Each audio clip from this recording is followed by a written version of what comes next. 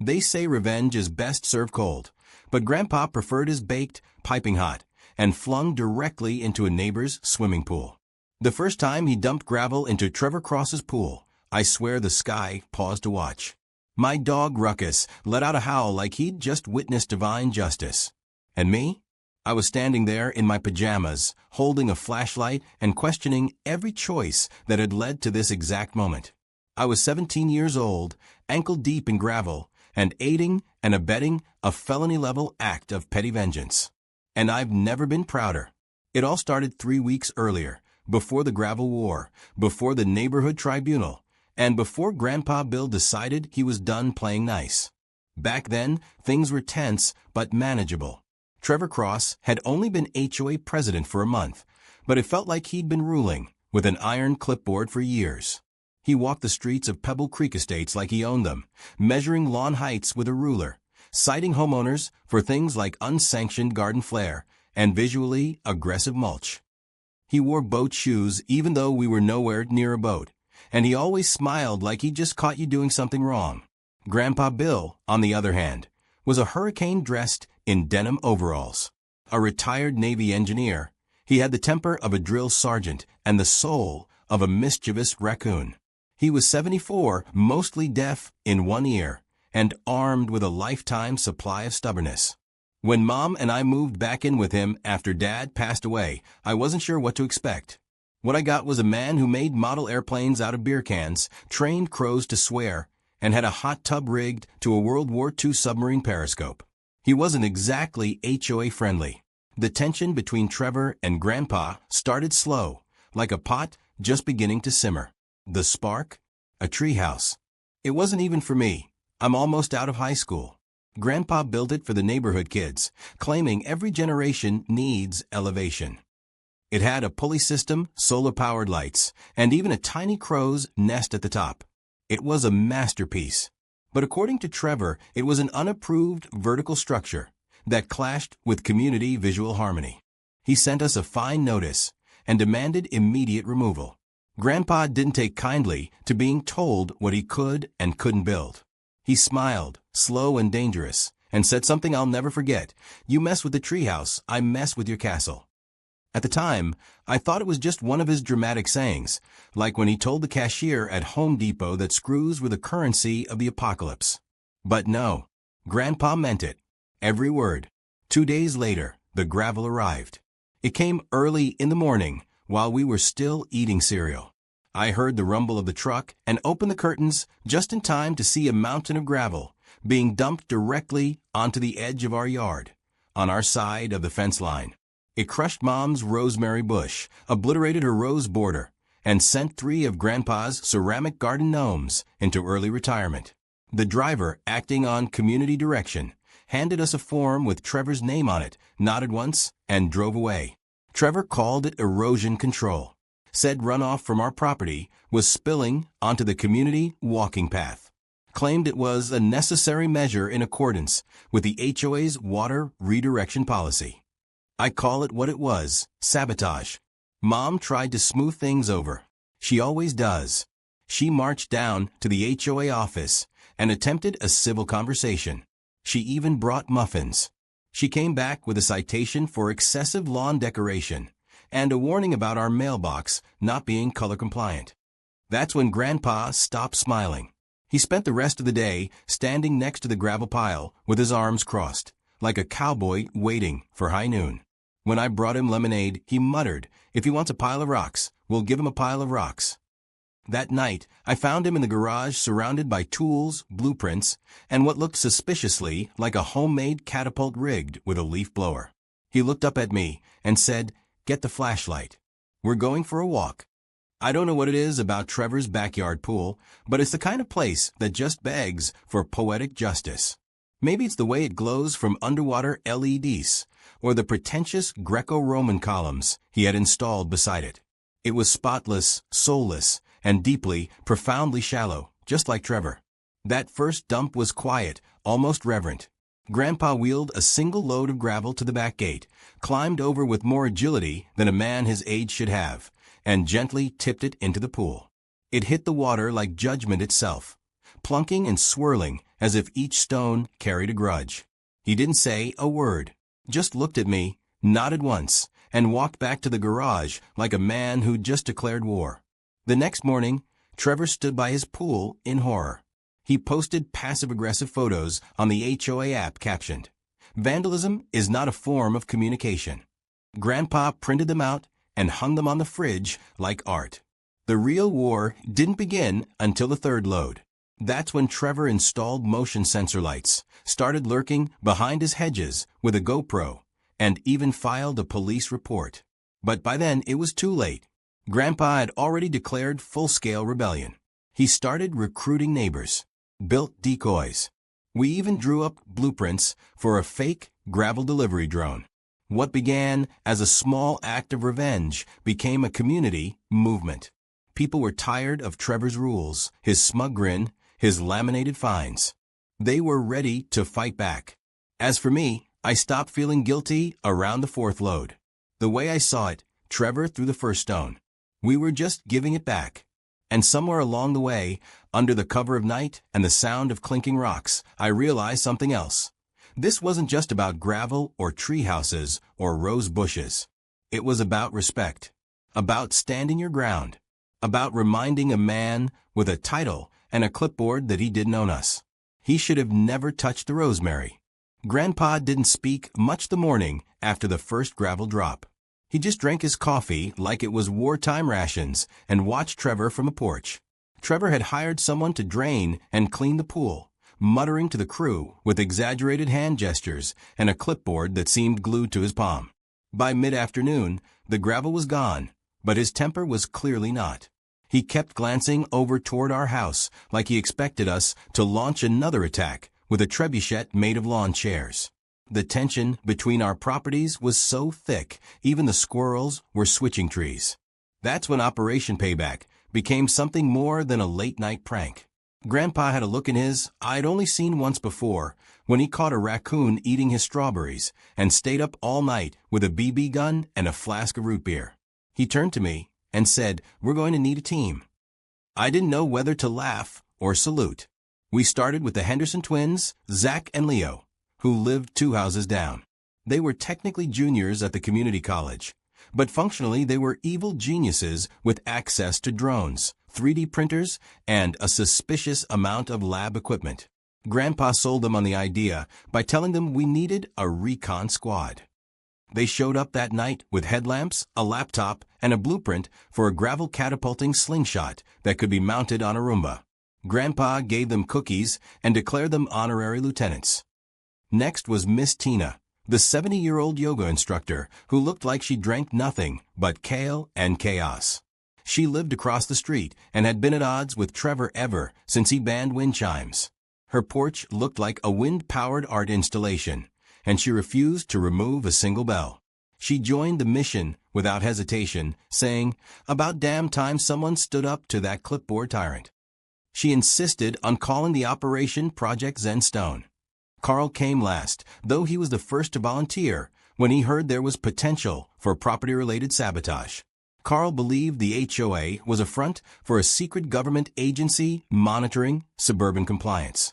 He once accused the mailman of being a data collector for lizard people.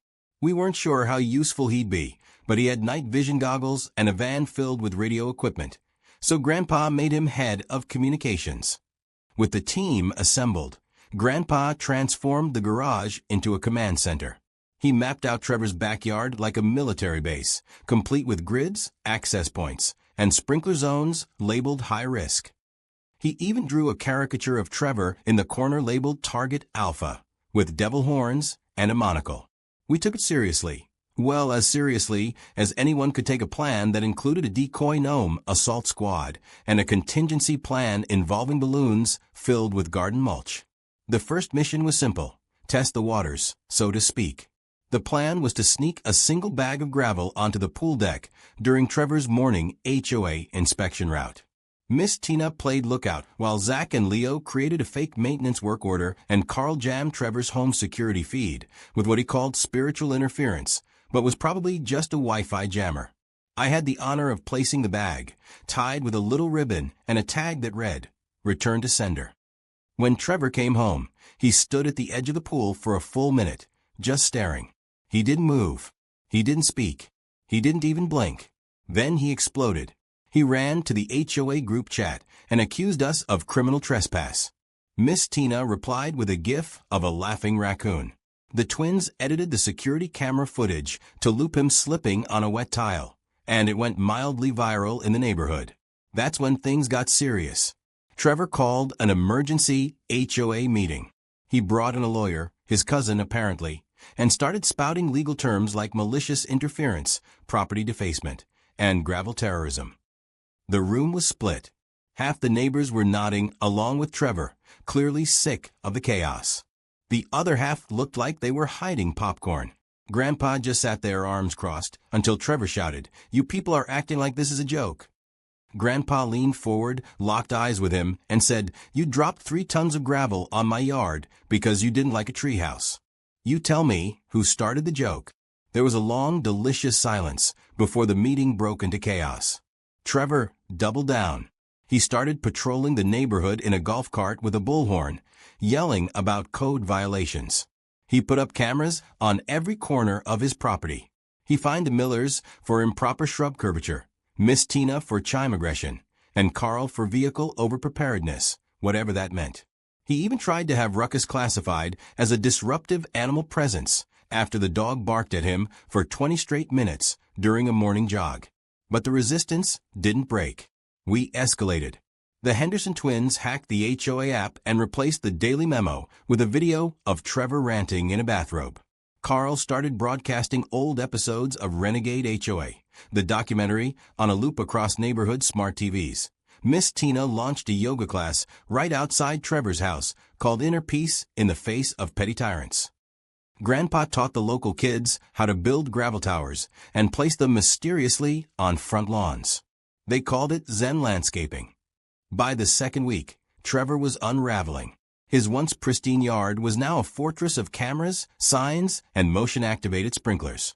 His once slick hair looked like a bird's nest. He stopped waving to neighbors. He started posting long, unhinged rants on the HOA forums, quoting bylaws like scripture and threatening to involve federal property law enforcers. He had become a suburban cautionary tale. Meanwhile, Grandpa was thriving. I hadn't seen him this alive in years. He smiled more. He fixed things around the house he hadn't touched in ages. He even started baking again, scones with blueberry gravel toppings. It wasn't just about the revenge anymore. It was about pushing back against people who mistake rules for power and control for respect. One night, as we sat on the porch watching Ruckus dig another unauthorized hole, Grandpa leaned over and said, "You know what makes this whole thing worth it?" "What?" I asked. "That man. That smug, brittle little tyrant. He thinks rules are more important than people." But we reminded him, in the end, it's not about fines or forms. It's about neighbors. And sometimes neighbors fight back. I nodded, even though I wasn't sure I fully understood it. But I would. I was starting to. And I had a feeling things were just getting started. The plan to dump all the gravel back into Trevor Cross's pool didn't come to Grandpa in a flash of inspiration. It came in a slow burn, the kind that smolders in the belly of a man who's been underestimated too many times. After the third week of rising tensions and HOA madness, Grandpa stood in the backyard, arms behind his back, staring at the remains of the gravel pile with an expression that could freeze water. "We're not just going to mess with him," he said. "We're going to return every last one of these stones, one by one if we have to, right back into that chlorinated shrine of tyranny." I think part of him meant it literally. The man had patience and a terrifying sense of commitment. He called it the Gravel Reclamation Project. To the rest of us, it was the moment the prank war became something larger, symbolic. It wasn't just about payback anymore, it was about principle. Trevor had dumped rocks into our lives, so we would gently and methodically return them, right where they'd do the most good, right in his ridiculously expensive pool. The operation required strategy. We couldn't just wheelbarrow the gravel over in broad daylight. That would land us in handcuffs or on the local news. No, this had to be precise, silent, and creative. Grandpa gathered the team in the garage, now fully converted into a makeshift war room, and drew up the phases of the plan on a chalkboard that had once been used to teach me multiplication tables. Phase 1 was reconnaissance. We needed to know Trevor's schedule, his surveillance grid, and when his pool guy came to clean. This task fell to the Henderson twins, who had already rigged a small drone named Buzz with a camera and thermal sensors. Within 2 days, they'd mapped the entirety of Trevor's property, cataloged his security lights, and even picked up a strange heat signature from his shed that led to an unrelated but hilarious revelation about his infrared tanning bed. Phase 2 was distribution. We couldn't just dump the gravel all at once. It would be spotted. So we started carrying it over in pockets, lunch boxes, grocery bags, and once, memorably, inside a fake baby stroller Miss Tina pushed during her morning walk. We developed drop zones and secret signals. Carl created an encrypted group chat called the Rock Files and insisted we use code names. Mine was Sparrow. Grandpa was Eagle. He tried to get everyone to call him Captain Gravel, but the vote was unanimous and immediate against it. Our first proper operation began under cover of darkness. Grandpa carried a heavy canvas sack, the kind he used to haul firewood, filled to the brim with gravel. I had a smaller backpack. Ruckus carried his own little doggy pouch with pebbles, though he mostly just wagged his tail and knocked over a lawn flamingo along the way. We moved like burglars, creeping through shadows, ducking behind hedges. Trevor's backyard was lit like an alien landing site, but we'd found a blind spot, an 8-foot gap behind his garden trellis, where the camera didn't quite reach. We made it to the pool without a sound. The water was perfectly still, reflecting the moon like a mirror. Trevor had placed laminated signs around it that read, "Private property, surveillance active, trespassers will be prosecuted," and it made me feel like we were breaking into a fortress. Grandpa took a single handful of gravel, held it up like a ritual offering, and then dropped it into the deep end. The plunk was barely audible, but the satisfaction was immediate. He turned to me and whispered, "That's one down. Only a few thousand to go." After that night, the missions became regular. Sometimes it was just a few stones. Sometimes we managed an entire bucket. The resistance operated like clockwork. Miss Tina used yoga mats to muffle the sound of falling gravel.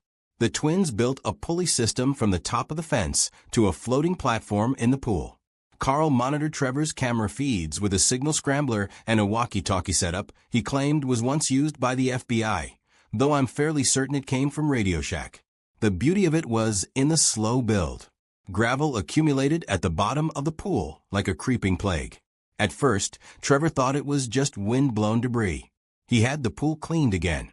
Then it returned. Then again. Then he tried covering the pool with a tarp, so we dropped the gravel on top. One day, he slipped on a stone while holding a tray of iced tea, and the photo of him mid-fall became our group chat icon. But Trevor wasn't stupid. Paranoid? Yes. Obsessed? Definitely. But not stupid. He began interrogating neighbors. Sent out neighborhood-wide notices asking for witnesses.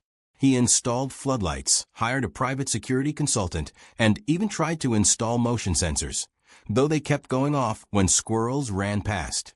His house began to look less like a suburban dream and more like a paranoid billionaire's hideout. Then came the twist none of us expected. He started fighting back. One morning, we woke up to find surveillance drones hovering above multiple homes. Trevor had contracted a local security firm to perform aerial monitoring, which was a fancy way of saying he'd bought some off-the-shelf drones and had them flying over our yards. The Henderson twins hacked the feed within the hour and redirected one of them to hover over Trevor's car, but the message was clear. The game was escalating. Worse, he began compiling footage. Clips of us at odd hours. Shaky videos of people walking near his house. A blurry photo of Grandpa holding what could easily be mistaken for a bag of garden supplies. He sent a cease and desist letter to our family. Mom nearly lost her mind. She stormed into the garage mid-meeting and told Grandpa to shut it all down. For a moment, I thought he might. He sat there quietly as she ranted, about safety, about legality, about how we didn't need to go to war with a man who wore loafers to mow his lawn. Then, after a long pause, Grandpa stood up, walked over to a metal locker, and opened it. Inside were files. Dozens of them. Manila folders labeled by name. Photographs, old HOA minutes, copies of forms dating back years. And at the center, a file labeled Cross T. "This," Grandpa said, holding it up like a sacred artifact, "is my insurance." That's when we realized. Grandpa had been collecting data on Trevor for years. Not just out of spite, but because he knew a man like Trevor would eventually push too far. And when he did, Grandpa would be ready. We all stared in silence. The gravel war had started as a petty joke. A lark. But now we had intel. Now we had leverage. And somewhere deep in that dusty folder was the key to the next phase. Trevor thought we were just playing with stones. He had no idea we were building an avalanche. Trevor Cross was unraveling. It started with small things, a twitch in his left eye, a habit of talking to himself when no one was around. But by the 4th week of the gravel campaign, he was full-blown manic. His once perfect yard looked like a crime scene. Caution tape surrounded the pool. 2 floodlights flickered ominously every night like search beacons. And a blinking motion sensor shouted "Intruder alert" anytime a leaf dared fall in its radius. Trevor had even taken to pacing his property at night in a bathrobe, holding a flashlight and a walkie-talkie, like some over-caffeinated security guard guarding buried treasure. And still, the gravel kept showing up. Grandpa had doubled operations. What started as subtle drops had turned into coordinated gravel rains. One night we used a PVC pipe contraption built by the Henderson twins that could fire a small cloud of gravel from behind the bushes like a potato gun. It scattered into the pool like hail. Another night, Carl suggested we coat the gravel in glow-in-the-dark paint so Trevor could see it taunting him from the bottom of the deep end. We only did it once. It ended up making the pool look radioactive, and Trevor called in a hazmat team, which was equal parts hilarious and terrifying. Despite the increasing theatrics, we were careful. No one left fingerprints. No one crossed fences or triggered alarms. It became a game of precision, controlled chaos. And the neighborhood, oh boy, the neighborhood was eating it up. People didn't openly say they supported us, but the signs were there. An anonymous delivery of rock-shaped cookies arrived on our porch.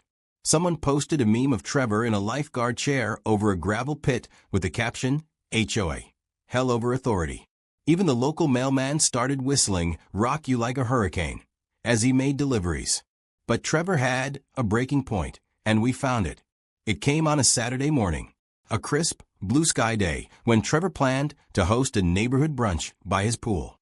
He had flyers printed. He'd hired a violinist. There were crepes. It was supposed to be his image comeback, a way to remind the neighborhood that he was still the man in charge, still refined, still composed. We didn't crash the brunch. We didn't need to. We had planned better than that. At exactly 10:30, just as the first mimosas were being poured and someone's child was tugging on the violinist's bow, the pool filter let out a high-pitched whine. Then, a gurgle. Then, with a sound like a dying vacuum cleaner, it exploded, sending up a geyser of gravel-filled water into the air. The violin screeched. People screamed. A crepe was launched skyward. And Trevor, standing in his freshly ironed linen shirt, was soaked head to toe in pool sludge and pebbles. He completely lost it. He screamed something unintelligible about sabotage and threw the pool skimmer like a javelin into a bush. He tried to accuse the nearest family of conspiring against him, which was particularly awkward since it was the Thompsons, who had just moved in from Wisconsin and looked like they'd wandered into a neighborhood war zone by accident.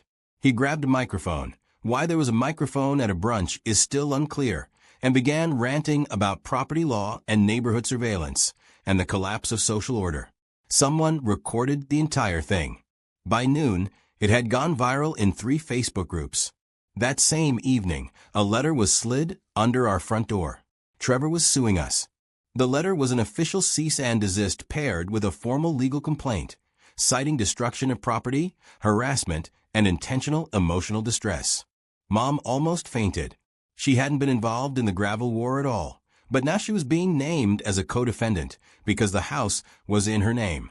She threatened to ground Grandpa. Grandpa offered to represent himself in court and countersue for gravel trespassing. The truth was, we were in deep now. This wasn't just midnight mischief anymore. Trevor was going full scorched earth, and while most of the neighborhood thought it was hilarious, the HOA board was starting to sweat. They didn't like drama. They didn't like media attention. And they definitely didn't like Trevor's increasingly erratic behavior. But he was still technically president, and with that title came power. The fines increased. The HOA meetings turned hostile. Trevor pushed for a resolution to have our family temporarily suspended from neighborhood benefits, which included access to the community garden and Christmas parade participation. It was absurd and effective. Grandpa didn't back down. Instead, he went into his basement and pulled out what he called the archive. It was a rusted filing cabinet covered in dust and duct tape. Inside were folders labeled with names, dates, and violations going back 15 years. Grandpa had documented every infraction, every illegal gazebo, every unapproved mailbox, and every time Trevor himself had violated the very rules he was now using as a weapon. There were photos, receipts, witness statements, even a newspaper clipping from 2009 showing Trevor accepting a yard of the month award next to a clearly illegal plastic deer. Grandpa handed me a file and said, "You want to learn how to take down a tyrant? Start with the hypocrisy." We organized the documents like trial evidence. The Henderson twins digitized everything, built a timeline, and created a slideshow. Carl tracked down a neighbor who had once served on the HOA board and confirmed that Trevor had forged a maintenance invoice to get a tax write-off on a pool repair. We were building a case. Then, the final blow landed from an unexpected place, Miss Tina. She walked into our garage one evening holding a glass of wine and a small black notebook. Found this while teaching a yoga class at Trevor's ex-wife's condo. She says hi, by the way. Also says he never legally filed the HOA leadership renewal forms last year. Technically, he's not president of anything. The room fell silent. Grandpa blinked. I stared at the notebook like it was the Holy Grail. Carl whispered something about constitutional loopholes. We had him, not just on gravel, not just on hypocrisy, but on a technicality so clean it would unravel his entire House of Cards leadership. And so, while Trevor prepared for a lawsuit, we prepared for a tribunal, a formal HOA grievance hearing, where we would present everything, the gravel, the threats, the fake presidency, and let the neighborhood decide. The stakes had never been higher. If we won, Trevor would be removed, the fines would be dropped, and the gravel war would go down in history as a neighborhood revolution. If we lost, we could be sued, evicted, and worse, forced to move somewhere with an even stricter HOA. Grandpa stood at the front of the garage, looking over our evidence like a general before battle. He raised his glass of sweet tea and said, "We fight not with anger. We fight with truth, gravel, and a well-organized slideshow." The war was coming to a head. And we weren't just ready, we were loaded. The morning of the tribunal felt like a court date, and a neighborhood potluck collided. Cars lined the street outside the Pebble Creek Community Hall, where the HOA board had agreed to hold the hearing after being bombarded with emails, screenshots, anonymous complaints, and, in one case, a glitter-filled envelope that exploded upon opening. Trevor Cross had demanded a closed-door meeting, citing privacy, but the board, tired of the circus, declared it open to residents. Word spread fast. By 10 a.m., there was standing room only. Miss Tina brought cucumber water and a yoga mat. Carl had a camera rig mounted on his chest for evidence, and the Henderson twins were already live streaming to their meme page under the title, HO Apocalypse, The Gravel Reckoning. Grandpa arrived in a button-up shirt that hadn't seen daylight since the Clinton administration, holding a thick binder and a thermos of something dark and caffeinated. He nodded at the neighbors like a general greeting his troops. I walked beside him, half terrified and half thrilled. This wasn't just about gravel anymore. This was about dignity, about standing up to petty power and reminding people that you don't get to bulldoze others just because you have a clipboard and a Wi-Fi password. Trevor stood at the front with his lawyer cousin, A man named Craig who looked like he practiced litigation in his basement and had printed his business cards on recycled cereal boxes. Trevor's face was flushed, his shirt ironed so stiff it looked painful to wear. He had a stack of documents, several photographs, and what appeared to be a USB drive labeled security footage, definitive. He greeted the board like royalty, shook hands too long, and offered them each a personalized folder containing his so-called evidence. Theatrics from the first step. The hearing began with introductions and a lengthy, tedious explanation of HOA procedures. Someone sneezed 3 times in a row and got a dirty look from a woman holding a lapdog in a baby sling. Finally, the chair of the HOA board, a weary man named Dennis, who had clearly aged 10 years since Trevor's appointment, asked for opening statements. Trevor went first. He stood tall, voice overly calm, talking about disruption, vandalism, and the psychological toll of targeted harassment. He clicked his remote, displaying slides of gravel at various pool depths, photos of our backyard, and one blurry picture of Grandpa holding a rake that Trevor labeled probable weapon. The highlight came when he played footage of Ruckus barking for 5 straight minutes, which he described as audio terrorism. Several people in the crowd snorted laughter. Trevor tightened his jaw. Then it was Grandpa's turn. He stood slowly, flipped open his binder, and said, "I'd like to talk about truth." That was it. No theatrics. No dramatic pauses. Just page after page of cold, documented reality. He started with the gravel incident. How it was dumped without consent, damaged the yard, and killed Mom's favorite rosemary bush. Then he produced the receipt Trevor signed to authorize the delivery, despite claiming it was a community decision. He brought out photos, time-stamped images showing Trevor moving garden gnomes, a side-by-side comparison of the treehouse versus Trevor's backyard gazebo, which had no permit on file. The room shifted. You could feel it. People leaned in. Some nodded. Others glanced at Trevor with new eyes. Grandpa kept going. He presented the HOA violation log, a meticulous list of Trevor's own infractions. Unauthorized lighting, improper fencing height, unreported structural additions, and the kicker, the receipt for a pool heater system that had never been approved, installed by a contractor Trevor failed to disclose, breaking not 1 but 3 community bylaws. The slideshow the twins created was a masterpiece. It zoomed in highlighted documents, animated arrows pointing to signatures. Trevor tried to interrupt, but the board silenced him with a motion to allow the presentation to continue. Then came the bombshell. Miss Tina stood and announced, without warning, that she had something to submit. She handed the board a notarized statement from Trevor's ex-wife, confirming that Trevor had failed to file the HOA leadership renewal paperwork last year. Technically, legally, and administratively, he was no longer the president. Chaos followed. Shouting. Papers rustling. A woman gasped. Carl yelled, "Checkmate," even though no one was playing chess. The board took a 10-minute recess, which everyone knew meant they were panicking behind closed doors. When they returned, Dennis looked like he had chewed a lemon whole. He cleared his throat and announced that, due to procedural oversight and the failure to renew leadership authorization, Trevor Cross was officially removed as acting HOA president effective immediately. The room erupted. Some clapped. One man who had been fined last year for a plastic Santa in his yard actually stood and saluted. Trevor didn't leave so much as he deflated. He muttered something about calling the county, tried to collect his folders, dropped the USB drive, and nearly tripped over a chair leg. His cousin Craig shrugged and followed him out. Someone started humming. Another one bites the dust. The board adjourned the meeting. All pending fines against our family were dropped. A formal apology was issued regarding the gravel incident, and a new vote was scheduled for the next HOA election. We walked out of the hall into bright sunlight.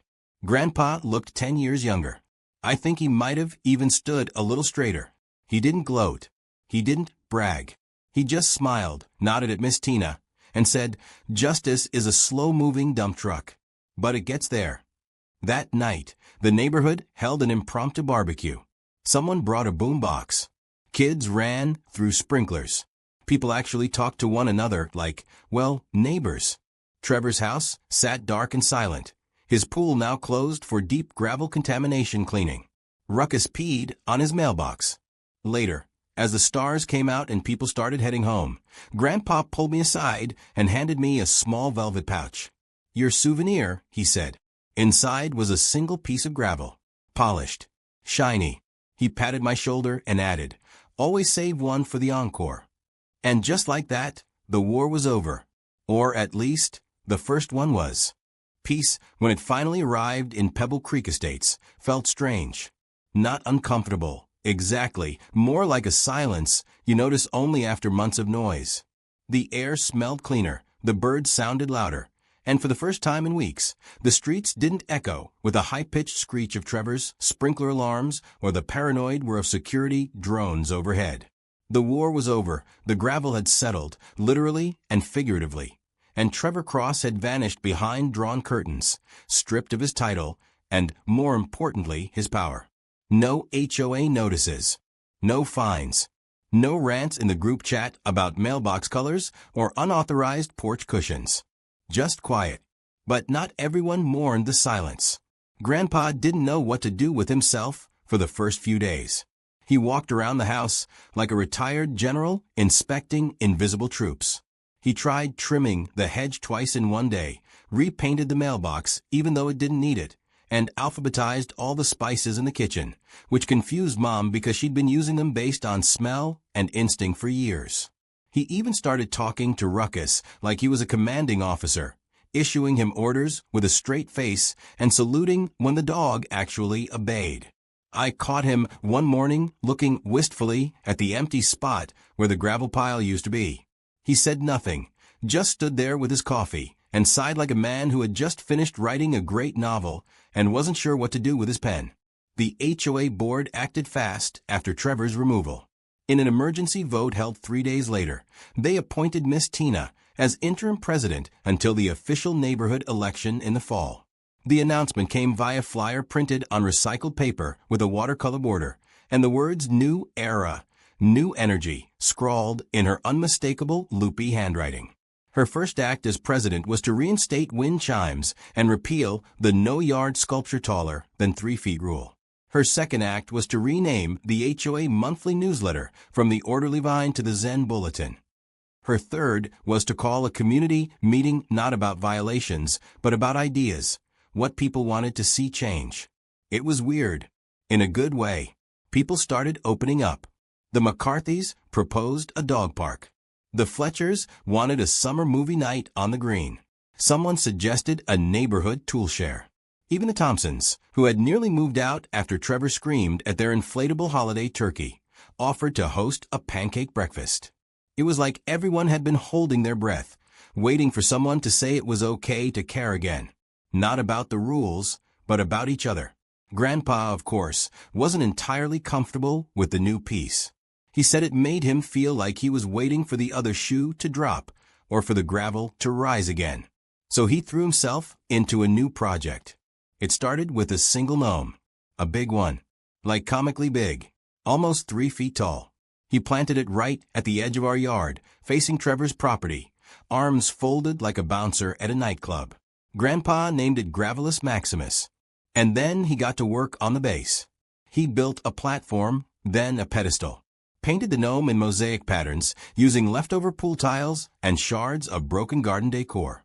Around the statue, he planted rosemary, daisies, and one small patch of mint because symbolism matters. At the gnome's feet, he embedded a plaque that read, "In memory of the fallen stones and the triumph of neighborly resistance." He even rigged a small spotlight to illuminate it at night, solar-powered, of course. The neighbors loved it. They started bringing their own gnomes, creating what became known, officially, by the HOA, as the Peace Garden. Miss Tina approved it with enthusiasm and declared the 4th Saturday of every July Neighborhood Harmony Day. She even got a city councilman to come by for a photo. Grandpa wore his Navy hat. Ruckus wore a tie. Meanwhile, life moved on. I finished my last year of high school. College applications loomed. But the story of the Great Gravel War had already become legend. I wrote about it in my essay under the theme of community resilience and nonviolent resistance, which earned a chuckle from my guidance counselor and an early acceptance letter from a school that apparently had a sense of humor. Mom went back to gardening. She replaced the rosemary bush Trevor's gravel had flattened with a new one, even bigger, and started calling it Rose Marilyn. She stopped looking tired all the time. She even joined Miss Tina's yoga class, which I never thought I'd see. One day, I caught her laughing during Downward Dog, and I knew something deep had healed. Trevor, for his part, remained mostly invisible. His pool stayed closed, and the laminated signs slowly disappeared. No more HOA emails, no more patrols. Every so often, you'd catch sight of him behind a curtain or hear his car start. But that was it. Some neighbors claimed he'd applied for a job at the county zoning office, which felt appropriate in a poetic sort of way. Others said he was writing a memoir called Under Siege, one man's fight for order in a world gone mad. I hoped privately that he'd found peace, or at least a good therapist. The last bit of gravel was found months later, stuck in the corner of the porch beneath a flower pot. I picked it up and turned it over in my hand, smiling. It was smooth, gray, ordinary. Just a rock, unless you knew the story behind it. Unless you'd seen it fly through the air, heard it splash into the deep end of a dictator's pool, and felt the ripple that came after. I tucked it into my pocket. That night, Grandpa and I sat on the porch. He sipped sweet tea, I drank lemonade, and Ruckus chased fireflies like he didn't have a care in the world. The moon hung low, casting long shadows, and the gnome in the garden stood sentinel under its solar spotlight. You think there'll ever be another HOA president like him? I asked. Grandpa grunted. There's always another one. Different name. Same haircut. I laughed. You ready if there is? He didn't answer right away. He just looked out at the quiet street, the flicker of porch lights, the hum of peaceful summer air. Then he nodded slowly. Always, he said, but I'll let them make the first move. We sat in comfortable silence for a while, the kind that only comes when you've fought a battle, won something, and lived to laugh about it. Then Grandpa turned to me and grinned that mischievous grin I knew too well. By the way, he said, I've got an idea for a fountain. And just like that, the piece was over. But this time, I was okay with it.